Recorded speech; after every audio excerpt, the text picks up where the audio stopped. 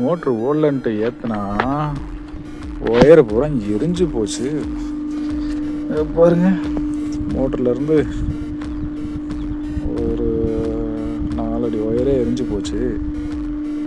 இப்போ ஜாயிண்ட்டை போட்டு விட்டு ஓடுதா என்னான்ட்டு பார்ப்போம். 550 அடி. ஸ்டார்டர் எங்கே இருக்கு? போறியா? போடு.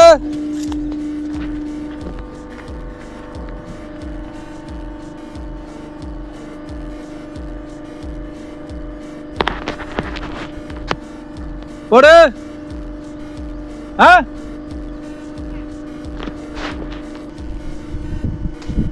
போடு.